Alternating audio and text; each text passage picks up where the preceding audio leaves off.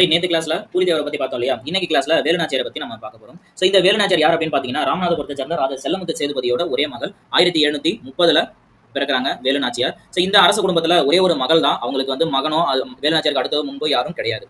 அதனால என்ன பண்றாங்க அப்படின்னா, அரசருக்கு ஆண் வாரிசு இல்லாததால இந்த அரச குடும்பம் வந்து ஒரு இளவரசியை ஒரு ஆண் மகனை போல வளர்த்து அவங்களுக்கு வந்து வாளரி, குச்சி சண்டை, அதே போல குதிரை ஏற்றம், வில்வித்தை, ஸோ இந்த மாதிரியான விஷயங்கள் எல்லாத்தையுமே இவங்களுக்கு கற்றுக் கொடுக்குறாங்க. அதே போல வேலுநாச்சியாருக்கு ஆங்கிலம், பிரெஞ்சு மற்றும் உருது மொழிகள்ல வந்து மிகவும் கைதேர்ந்த ஒரு வல்லுநர் எப்படி பேசுவாங்க ஒரு அந்த அளவுக்கு புலமை பெற்று காணப்படுறாங்க. ஸோ இவங்க என்ன பண்றாங்க அப்படின்னா, வேலுநாச்சியாருக்கு தன்னோட 16வது வயதுல சிவகங்கையோட ராஜாவான முத்துவடுகநாதருக்கு கல்யாணம் பண்ணி வைக்கிறாங்க.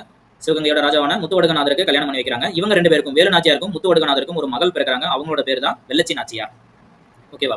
சோ தென் இதுல என்ன பண்றாங்கன்னா, ஆல்ரெடி புலிதேவர்கிட்ட இருந்து ஆல்ரெடி அவங்களோட போராட்டங்கள் எல்லாம் முடிஞ்சது இல்லையா? தென் 1772ல ஆற்காடு நவாப் லெப்டினன்ட் கர்னல் போன்ஜோரோட தலைமையில கிழக்கிந்திய கம்பெனி என்ன பண்றாங்க அப்படின்னா, காளையார் கோவில் அரண்மனையை வந்து தாக்குறாங்க 1772. சோ இந்த 72ல நடந்த போர்ல, இந்த காளையார் கோவில் போர்ல முத்துவடுகநாதர் இறந்து போறாரு. சோ அங்கிருந்து தப்பிச்சு போன வேலுநாச்சியார் தன்னோட மகளோட திண்டுக்கல் அருகே இருக்க விருப்பாச்சியில 8 ஆண்டுகள் கோபால நாயக்கரோட பாதுகாப்புல வாழ்றாங்க. சோ இந்த 8 ஆண்டுகள் அங்கிருந்து என்ன பண்றாங்க அப்படின்னா, திருச்சியில ஒரு திண்டுக்கல்ல ஒரு திண்டுக்கல் மாகாணத்தை உருவாக்குறாங்க. சோ அங்க வந்து திண்டுக்கல் லீக் அப்படிங்கிற ஒரு அமைப்பு உருவாக்குறாங்க. இந்த லீகை பொறுத்த வரைக்கும் சுத்தி இருக்க எல்லா பாளையக்காரர்களும் ஒன்று சேர்ந்து ஆங்கிலேயர்களுக்கு எதிராக எப்படி போராடுறது, அதே போல இழந்த சிவகங்கை எப்படி மீட்கிறது அப்படிங்கிற நிகழ்வுகள் எல்லாமே அங்க நடக்குது. சோ இதுல முக்கியமான ஆட்களா யார் யார் இருக்காங்க அப்படின்னு பாத்துக்கிட்டீங்கன்னா, இந்த தளவாய் தாண்டவராயர், இவர் தான் அந்த ராணுவ படையோட தலைவர். தென் அதே போல நம்மளோட முத்துவடுகநாதரோட தளபதிகளான மருது சகோதரர்கள், பெரிய மருது மற்றும் சின்ன மருது, அதே போல நம்மளோட கோபால நாயக்கர். ஸோ இந்த மாதிரியான முக்கிய புள்ளிகள் எல்லாருமே அங்கிருந்து என்ன பண்றாங்க, ஸோ ஒரு பெரிய கூட்டணி உருவாக்கி ஆங்கிலேயர்களை எதிர்க்கிறதுக்கு ஸ்டார்ட் பண்றாங்க. அடுத்ததா வரும்போது இதுல வந்து ஹைதர் அலி கிட்ட சப்போர்ட் கேட்கறாங்க. ஸோ ஹைதர் அலி கிட்ட பேசும்போது வேலுநாச்சியார் உருது மொழியில பேசினதால அதை கேட்டு மகிழ்ந்த நம்மளோட வேலுநாச்சியார் பேசுறதை கேட்டு மகிழ்ந்த ஹைதர் அலி என்ன பண்றாருன்னா, வேலுநாச்சியாருக்கு உதவுறதுக்கு தன்னோட தளபதியான சையதுக்கு அங்கிருந்து 5000 காலாட் படைகளையும் 5000 குதிரை படைகளையும் கூட அனுப்பிக்கிறாரு. பிளஸ் பீரங்கியையும் கொடுத்து அனுப்புறாரு. ஸோ இந்த 3 படைகளுமே என்ன பண்றாங்கன்னா, வர வரைக்கும் இவங்க வெயிட் பண்றாங்க. தென் அடுத்தது வரும்போது இது எல்லாத்தையும் ஒன்று சேர்ந்து ஆங்கிலேயர் எதிர்க்கிறதுக்காக எல்லாருமே ரெடி ஆகிறாங்க. அடுத்தது என்ன பண்றாங்க அப்படின்னா, ஆங்கிலேயர்கள் வந்து எங்கெங்க அவங்களோட வெடிமருந்து சேர்த்து வச்சிருக்காங்க அப்படிங்கிற விஷயங்கள் எல்லாமே வேலுநாச்சியார் உளவுத்துறை மூலமா தெரிஞ்சுக்கிறாங்க. தென் அதுக்கு அடுத்ததா கோபால நாயக்கர், அந்த திண்டுக்கல் லீக் இருக்கு இல்லையா, திண்டுக்கல் லீகோட தலைவரான கோபால் நாயக்கர் மற்றும் அவங்க சுத்தி இருந்த பாளையக்காரர்கள், தென் அதே போல ஹைதர் அலியோட ராணுவ உதவியோட சிவகங்கையை வந்து அகைன் 1776ல மீட்டெடுக்கிறாங்க. தென் அகைன் வந்து என்ன பண்றாங்க, அவங்க சிவகங்கையோட ராணியா முடிசூடப்படுறாங்க. ஸோ இதுல இந்த இந்தியாவில் பிரிட்டிஷ் காலத்துல ஆங்கிலேயர்களை எதிர்த்த முதல் பெண் ஆட்சியாளர் யார் அப்படின்னு பாத்தீங்கன்னா, நம்மளோட வேலுநாச்சியார் தான். தென் அடுத்ததா வரும்போது இந்த குயிலி யார் அப்படின்னு பாத்தீங்கன்னா, வேலுநாச்சியாரோட உண்மையான தோழியும் பெண் ராணுவ படையை வழிநடத்தினவங்களும் இவங்க தான். ஸோ இதுல உடையாள் அப்படிங்கிறவங்க இவங்க தான். இதுல ஒரு சமையல்காரி இவங்க 2 பேருக்கும். ஸோ உடையாள் அப்படிங்கிறவங்க குயிலுக்கும் வேலுநாச்சியாருக்கும் சமையல் செய்யறவங்களா இருப்பாங்க. அவங்கள பிடிச்சி ஆங்கிலேயர்கள் என்ன பண்றாங்கன்னா, குயிலை பத்தின டீடைல் கேட்பாங்க. அடிச்சு துன்புறுத்தும் போதும் அவங்க வேலுநாச்சியாரை பத்தியும் குயிலை பத்தியும் எதுவுமே வாய் திறக்காததால அவங்க அந்த இடத்துல கொல்லப்படுறாங்க. ஸோ குயிலி என்ன பண்றாங்க அப்படின்னா, 1780ல அவங்களோட பிரிட்டிஷரோட ஆயுத களஞ்சியத்துல உள்ள போயிட்டு அங்கிருந்து அவங்களே தீய வச்சு எல்லா வெடிமருந்துகளையுமே அழித்து அந்த போர்ல வெற்றிக்காக துணை புரிஞ்சதா ஒரு செய்தி வந்து வருது. ஸோ 1786ல இவங்க என்ன பண்றாங்கன்னா, இது எல்லாத்தையும் பிடிச்சி ஜெயிக்கிறாங்க. தென் அடுத்ததா வரும்போது விருப்பாச்சியோட பாலகாலரான இப்போ ஆல்ரெடி ராணி இவங்க வந்துட்டாங்களா, ஜான்சன் வேலுநாச்சியார். ஸோ வேலுநாச்சியார் என்ன பண்றாங்கன்னா, அரசாட்சியை கைப்பிடிச்சிட்டாங்க. ஸோ இந்த விருப்பாச்சி பாளையக்காரன கோபால நாயக்கர் வந்து மிகப்பெரிய புகழ்பெற்ற திண்டுக்கல் லீக்கை வந்து சிறப்பா வழி நடத்திக்கிட்டு வராரு.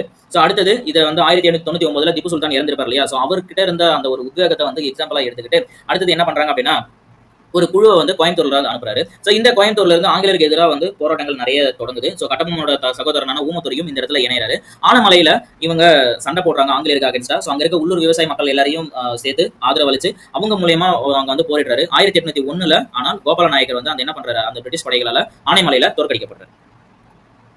ஸோ தென் இந்த இடத்துல அடுத்தது வரும்போது நம்மளோட வீரபாண்டிய கட்டபொம்மன். ஸோ வீரபாண்டிய கட்டபொம்மனை பொறுத்த வரைக்கும் அடுத்ததா இவர் தான் உள்ள நுழையிறாரு. ஸோ வீரபாண்டிய கட்டபொம்மன் தன்னோட 30வது வயதுல பாஞ்சாலங்குறிச்சியோட பாளையக்காரராக மாறுறாரு. அவரோட தந்தையான ஜெகவீர பாண்டியன் இறந்ததுக்கு அப்புறம் பாஞ்சாலங்குறிச்சி இவர் தான் நிர்வகிக்கிறார். ஸோ இதுல என்ன பண்றாங்க அப்படின்னா, ஆரம்ப காலகட்டத்தில் நம்மளோட வீரபாண்டிய கட்டபொம்மன் அவர் செலுத்த வேண்டிய வரித்தொகைகளை ப்ராப்பரா கட்டிட்டு வராரு. ஸோ அதனால இவர் ஒரு அமைதியான ஒரு நல்ல மனுஷன் அப்படின்னு சொல்லிட்டு எல்லாமே என்ன பண்றாங்க, ஆங்கிலேயர்கள் இவருக்கு வந்து ஃபுல் சப்போர்ட் கொடுக்குறாங்க. ஆனா இதுல என்ன ஆச்சுன்னா, ஒரு சில நிகழ்வுகள் வந்து அந்த இடத்துல நடந்து கட்டபொம்மனுக்கும் கிழக்கிந்திய கம்பெனிக்கும் வந்து மோதல்கள் நிறைய ஏற்படுது. ஸோ இதுல 1781ல மைசூர் சுல்தானோட ஒரு கர்நாடக ஒரு ஒப்பந்தம் வந்து போட்டிருப்பாங்க கர்நாடகாவில். ஸோ அந்த ஒப்பந்தத்தின்படி என்ன பண்ணிருப்பாங்க அப்படின்னா, நவாபோட நிறுவனம் முழுமையா யார் கண்ட்ரோலுக்கு வந்திருக்கும், இந்த ஆங்கிலேயரோட கண்ட்ரோலுக்கு வந்திருக்கும் இல்லையா. ஸோ அதனால ஆனா நவாபோட கண்ட்ரோல் இருந்து ஆங்கிலேயர்களோட கண்ட்ரோலுக்கு வந்திருந்தாலுமே இதுல என்ன பண்றாங்கன்னா, இவங்க வரி வசூலிக்கிற 1/6 அதாவது 1/6 6ல் 1 பங்கு வந்து நவாபோட குடும்பத்துக்கு கொடுத்துடணும். ஸோ அவங்களோட செலவுகளை சமாளிக்கிறதுக்கு. ஸோ இதை அக்செப்ட் பண்ணிக்கிட்டு ஆங்கிலேயர்கள் என்ன பண்றாங்க அப்படின்னா, எல்லா பகுதிகளில் இருந்தும் வரி வசூலிக்க உரிமை பெறாங்க. அதன் மூலமா இந்த பாஞ்சாலங்குறிச்சியில இருந்து வரி வசூல் பண்றதையும் அவங்க கைப்பற்றுறாங்க. தென் அடுத்ததா என்ன பண்றாங்க அப்படின்னா, அந்த இடத்துல எல்லா அந்த ஆங்கிலேயர்கள் கண்ட்ரோல் இருந்தப்ப அமைக்கப்பட்ட கலெக்டர்கள் எல்லாருமே பாளையக்காரர்கள் ரொம்ப இழிவா நடத்துறதும் அவங்களை அவமானப்படுத்துறதுமே வாடிக்கையா கொண்டு இருக்காங்க. ஸோ இது எல்லாமே வந்து என்ன ஆகுது அப்படின்னா ஆங்கிலேயர்களுக்கும் கட்டபொம்மனுக்கும் ஒரு கட்டத்துல மோதலுக்கு கொண்டு வருது.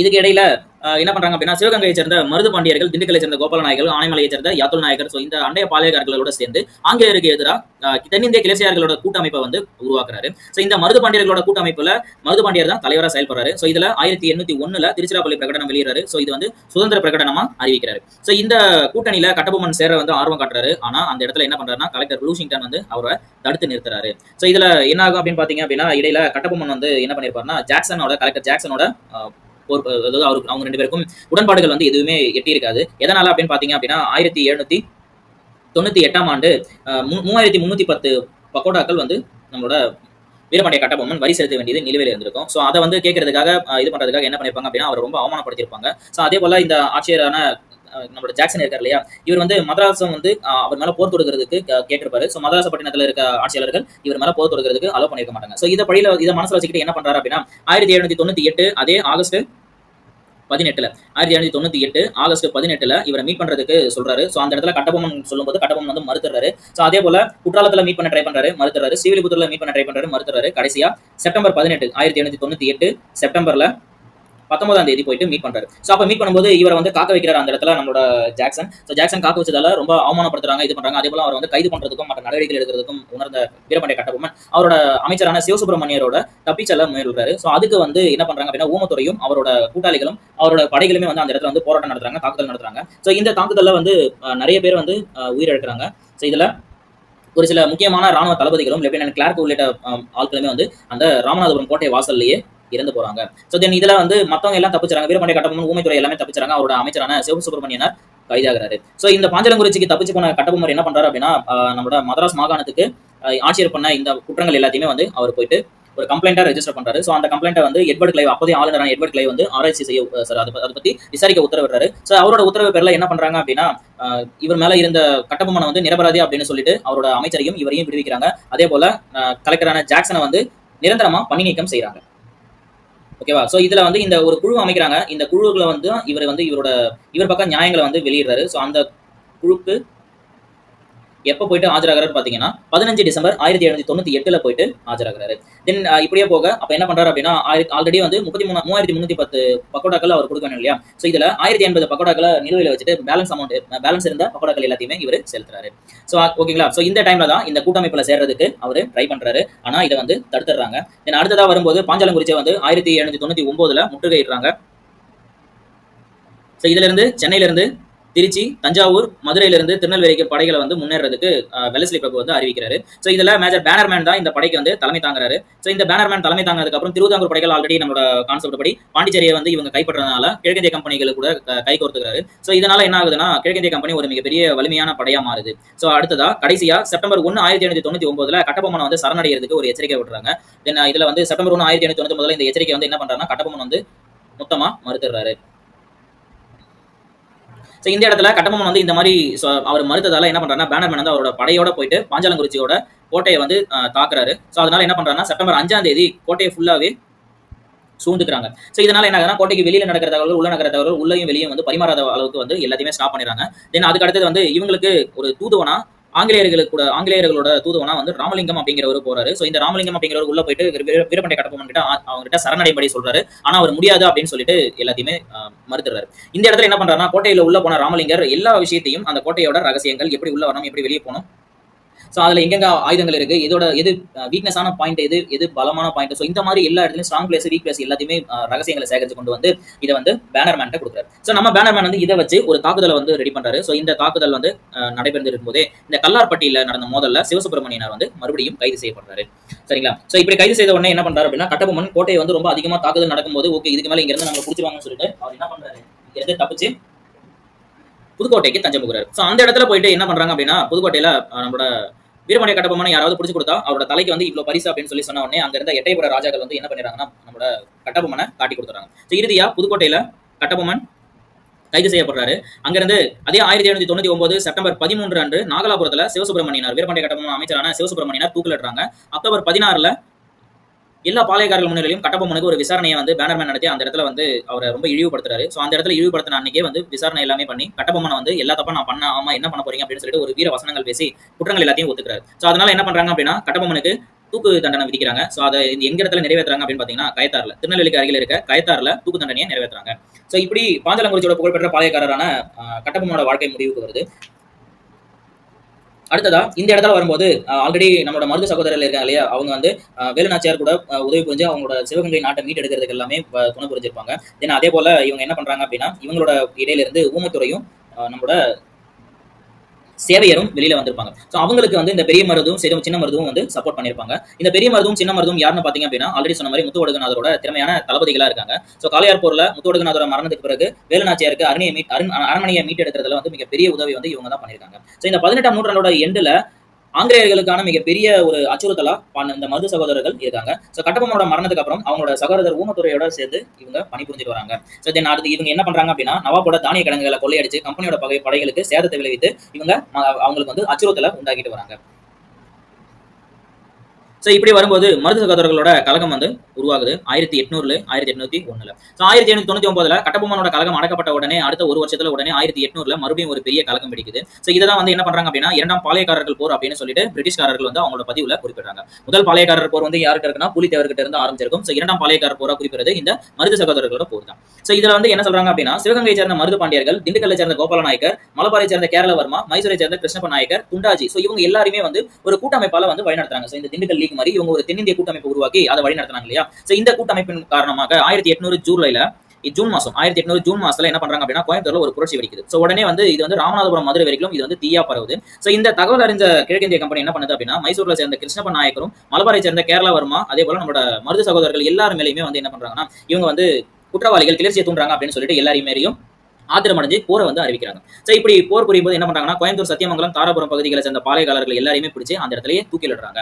சோ தென் அடுத்ததான் என்ன பண்றாங்க அப்படின்னா பாஞ்சாலங்குறிச்சியில் உள்ள கோட்டை வந்து சாதாரண நேரத்துல புனரமைக்கப்படுது. சோ இந்த நேரத்துல மறுபடியும் புனரமைக்கிறாங்க. தென் அதே போல கொலின் மெக்காலியோட கீழ் இருந்த பிரிட்டிஷ் துருப்புகள் வந்து மறுபடியும் வந்து அந்த கோட்டையை வந்து கைப்பற்றுறாங்க. சோ அதனால என்ன பண்றாங்க அப்படின்னா மருது சகோதரர்கள் சிவகங்கையில போயிட்டு தஞ்சை புகுறாங்க. இந்த மருது பாண்டியர்கள் என்ன பண்றாங்க அப்படின்னா ஊமைத்துறையும் சேவதையும் பாஞ்சாலங்குறிச்சியில இருந்து தப்பிச்சு வந்திருப்பாங்க இல்லையா. சோ அவங்களுக்கு மருது பாண்டியர்கள் சப்போர்ட் பண்றாங்க. சோ இந்த மருது பாண்டியர்கள் கிட்ட இருந்து என்ன பண்றாங்க கர்னல் அக்னியும் கர்னல் இன்னஸும் வந்து அவங்க ரெண்டு பேரையும் ஒப்படைக்க மாதிரி கேட்கறாங்க. ஆனா மருது பாண்டியர்கள் வந்து எங்க கிட்ட வந்து ஒரு சப்போர்ட் கேட்டு வந்திருக்காங்க, அவங்க எக்காரணத்தை கொண்டும் கொடுக்க முடியாது அப்படின்னு சொல்லிட்டு ஒரு மிகப்பெரிய ஆங்கிலேயர்களுக்கு அகேன்ஸ்டா ஒரு அறிக்கையை வெளியிடுறாங்க. ஏன்னா அதனால என்ன பண்றாங்க அப்படின்னா சிவகங்கை மேல படையெடுக்கிறாங்க. இந்த இடத்துல என்ன பண்றாங்க அப்படின்னா ஜூன் 1801 ஜூன் 1801 மருது பாண்டியர்கள் திருச்சிராப்பள்ளி பிரகடனம் அப்படின்னு சொல்லிட்டு ஒரு பிரகடனத்தை வெளியிடுறாங்க. இந்த பிரகடனம் வந்து நாங்க தனிச்சையானவங்க, சுதந்திரமானவங்க அப்படின்னு சொல்லிட்டு ஒரு அறிக்கையை வெளியிடுறாங்க.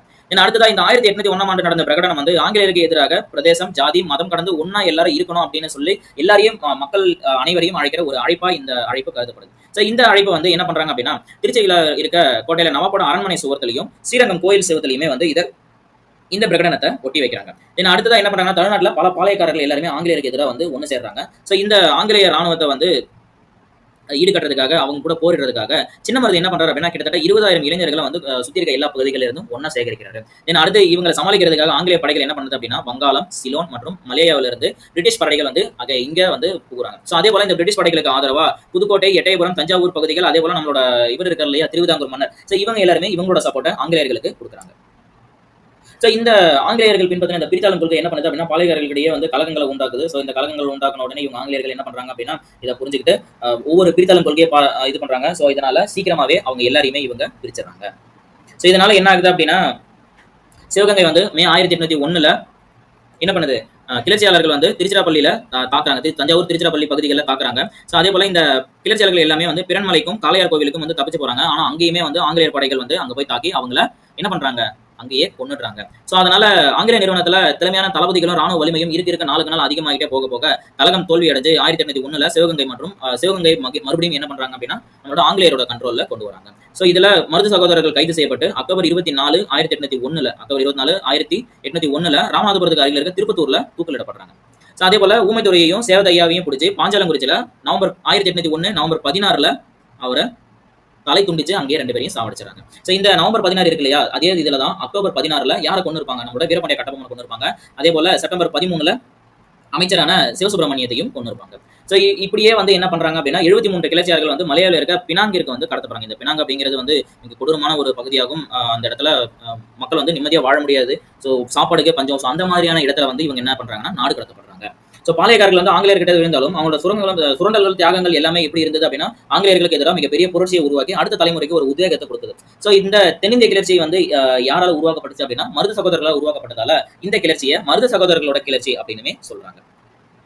ஸோ அடுத்ததா என்னதான் வந்து இந்த கிளர்ச்சிகள் மூலமா மக்கள் எல்லாருமே வந்து ஒரு உத்வேகம் அடைஞ்சிருந்தாலும் 1799 1801 ஸோ இதுல 1899 வீரபாண்டிய கட்டபொம்மன் அடக்கினதன் மூலமாகவும் 881 மருது சகோதரர்கள் அடக்கினதன் மூலமாகவும் என்ன பண்றாங்க அப்படின்னா எல்லா பகுதிகளில் இருந்த ஒற்றுமையா இருந்த பாளையக்காரர்கள் எல்லாருமே தனித்தனியா அவங்களோட பிரித்தாளை முறை மூலமா பிரிச்சு கடைசாங்க. ஸோ அப்படி போகும்போது 1801 ஜூலை 31 கர்நாடகாவில் ஒரு ஒப்பந்தம் போடுறாங்க. ஸோ அந்த ஒப்பந்தத்தின்படி என்ன பண்றாங்கன்னா ஆங்கிலேயர்கள் தமிழ்நாட்டின் மீது ஃபுல் கண்ட்ரோல அவங்க கண்ட்ரோல் எடுத்துக்கிறாங்க. ஸோ இது என்ன ஆகுதுன்னா திப்பு சுல்தானும் நவாபோட கண்ட்ரோல் இருந்த எல்லா பகுதிகளுமான தமிழக பகுதிகள் ஆங்கிலேயர்களோட கண்ட்ரோல்ல டைரக்டா போகுது. ஸோ இதுல என்ன பண்றாங்க அப்படின்னா தமிழ்நாடு ஃபுல் கண்ட்ரோல் வந்ததுமே அங்க இருந்த எல்லா கோட்டைகளையுமே இடிக்கிறாங்க. அதே போல பாளையக்காரர்களோட அமைப்புகளையும் ராணுவ பிரிவுகளையுமே வந்து மொத்தமா முடிவுக்கு கொண்டு வராங்க.